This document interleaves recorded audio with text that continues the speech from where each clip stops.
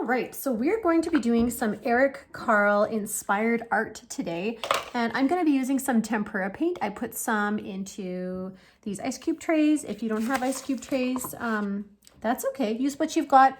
I also had some of these, but I wanted to put them in here because I want to use a lot of paint today. So I'm just going to show you how easy it is. We're going to start here with any color, and I'm going to, oh, this paintbrush wasn't cleaned properly, so that's why it's stiff. We're gonna have to use one that's nice and soft. Here we go. So I'm just gonna go ahead and use any color that I want. I don't really need to rinse in between. I'm just gonna start putting color all over this paper. Now, I don't have anything underneath this paper to protect from the table beneath, so I'm going to be really careful. And if you're doing this at home, of course, you're going to want to be careful too. But you could also be proactive and maybe put some plastic down or some kind of tablecloth. So I'm just going to use whatever colors I want. I want to use lots of paint. Now I'm using the tempera, like I was telling you. This is kind of the squishy paint, but if you don't have this, or it's a liquid paint, sorry, but you can also use watercolor. It is going to be just a little bit of a different experience for you, but you'll get the point. And so I'm going to work pretty quickly because I do want this to be wet when I'm going to go on with the next step, and you'll see what I mean when we do the next step. So here we go. Look how beautiful this is. Now, there is no right or wrong way to do this. I just want the colors to blend. I want to make sure I cover every last little inch or centimeter because we're in Canada, right? Here we go. And there we go. It doesn't have to be a rainbow like this. Now I'm going to put some white on. Probably can't see what I'm doing. Here we go. I'm going to put some white on. I like the way this looks. This is so cool. Go. All right, so I'm working really quickly. As you can see, I've got lots of great color. It's all blending. You want to make sure if they're opposite colors, it's going to turn into brown, and we want to make some really nice bright colors. You can see that this paper is starting to fold because it's really wet. That's okay. It's no problem. If you've got some stiffer paper at home, that might help that problem. Okay, so now we get to do the fun part. I went into my cupboard and I found a bunch of really cool tools. Really simple. I found a plastic spoon. Oops. I've also got a fork. I also found this really cool bottle cleaner, and I thought it had some really nice textures on it. I've also got this little basting brush. Again, only use things that you have permission to use. Obviously, I'm okay with using these because they're mine, but you might want to ask your parents because maybe there's something special they don't want paint on. Here's a spatula. I've got a chopstick, and I also found a strainer. So the thing about using any kitchen tools with paint is you need to make sure that you wash them immediately after. So that is a responsibility you'll have to, responsibility and a risk you'll have to take. So I'm going to just see what does it look like when I use these tools on the paper. Now this is really a cool texture. I'm really happy how this is turning out. So Eric Carle uses a lot of texture in his books. I'm sure that you've read some of them. There's going to be another video posted that it's going to have the Very Hungry Caterpillar, which you may have already heard or read before. Very famous book. I love that. Can you see how cool that is turning out? Now I'm going to use the chopstick next, and I can overlap my tools too. I'm just going for some really unique designs. Maybe I'm going to do some swirls. Now you see why it's important that it's wet, right? Yeah, we want this to be able to work with our tools. Okay. Now let's see about this other tool that I found. Oh, it's giving kind of like this little polka dot look. I want to have lots of texture, and I want to have lots of interesting pieces. Now this is phase 1 of the project, and we're going to let this dry when I'm done all of these different texture pieces. Oh, I can kind of roll it like that. Oh, I like that. Cool. All right, let's try one of these other elements here. Let's see what happens when I You know, I think I'm going to put a little bit more paint on here because I need some more paint to work with. Whoa, wow. Look at that. Okay. No rules here. I'm going to see how this looks when I dab this little basting brush on. That's kind of fun. I could even drag it. Ooh, look at that. Oh, I like that. Maybe some swirls. I'm liking it. Maybe crisscross. Love it. Your parents will know all about that, crisscross. Hey, parents. Woo! Okay, and now I've got a spoon. I'm not quite too sure what I could do with this. Maybe I could, kind of envisioned making some lines. Well, you know, sometimes it works and sometimes you change your mind halfway through. Now this one is going to make some, wow, I like this one. That's pretty cool.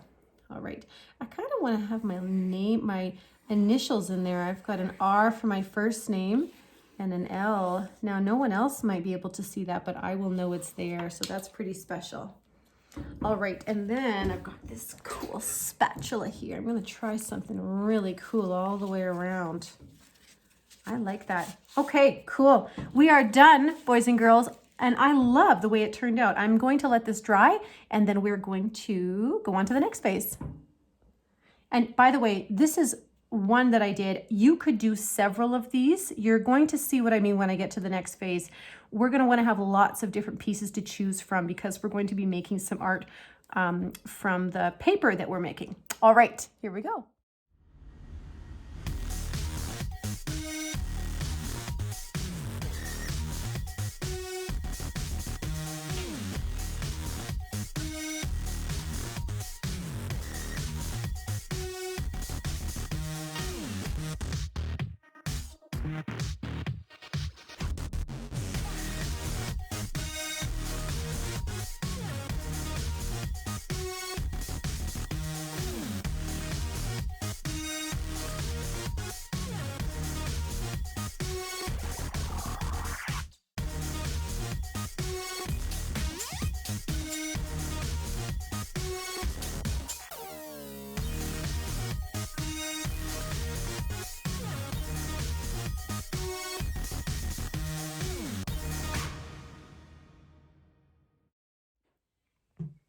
I had a really good time painting. You could probably see I was really in the flow, and it was really fun to just see what happened. I actually really didn't know what was going to be the end product. I just was really having fun painting, and I had fun using all the tools, and these were just things that I found in my kitchen.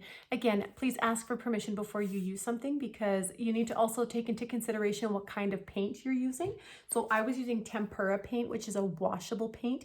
If you have acrylic paint, your parents might not want you using certain kitchen tools because acrylic is a little bit harder to wash off. So keep that in mind.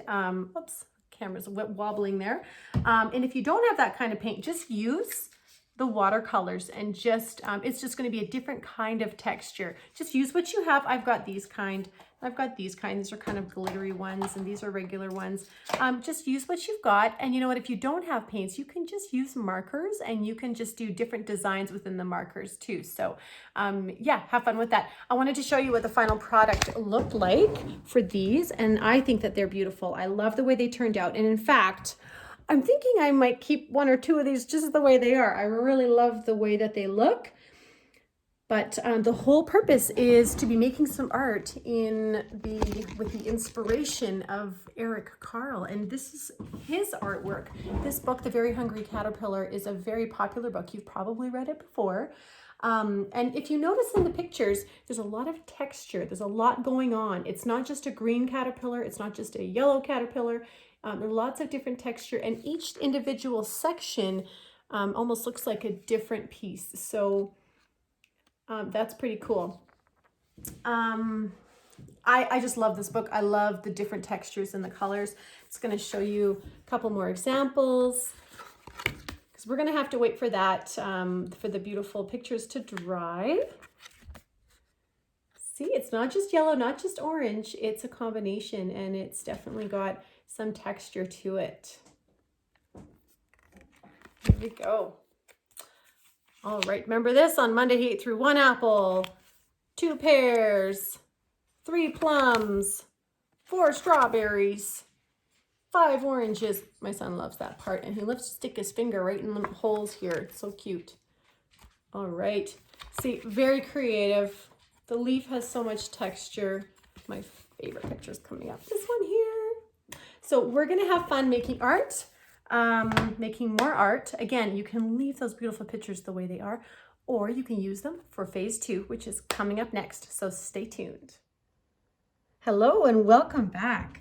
Okay, so now we have all of our dried, beautiful pictures that we made yesterday. We've got these all ready to go for phase 2, and they turned out beautifully, and I love that we have lots of different colors to work from.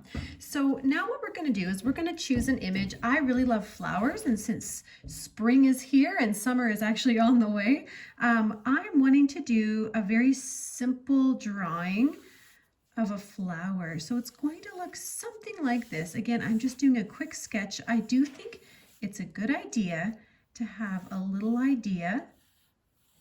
It's a good idea to have an idea, but it's good to have a little plan. Now, I can always deviate from this plan. That means I can always change my mind. And that happens in art. Sometimes we have a plan, and then we get inspired by something, and it slightly changes. So this is my general plan.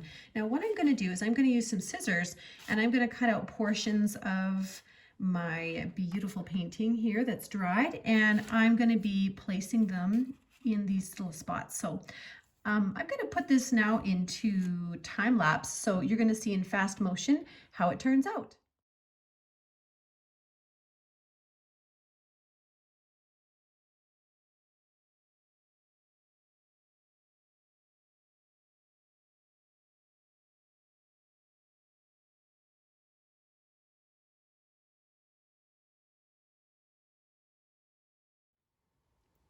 So here's my finished product. I love my new art, and I of course had to sign my name, which is what hopefully you will do too. Now remember, this is just what I chose to do. I chose to do a flower because I'm thinking of what it's like outside. It's so beautiful, so many things growing. But you know what? Maybe you have another idea. I bet you have a favorite plant or animal or flower that you might like to draw. You might even like to cut out the letters of your name. I cannot wait to see what you end up doing. Could you please take a picture and send it to your teacher if you end up doing this project? It is so fun. And just a quick little tip that if you need to make a card for someone, or if you wanted to make some art for someone, this is a beautiful thing to put on the front cover, or even just to make somebody a beautiful picture like this. And you know, if you do spend time doing the first step, which is doing all of the painting, you're going to have these beautiful pieces of paper, painted paper for you to use for many projects to come. So I'm going to be able to draw from these, and I can use them at any time. And this is also great if you don't have any construction paper or colored paper at home. Why not make your own, right? Have so much fun. Thank you for joining me. Cannot wait to see what you create. Have fun.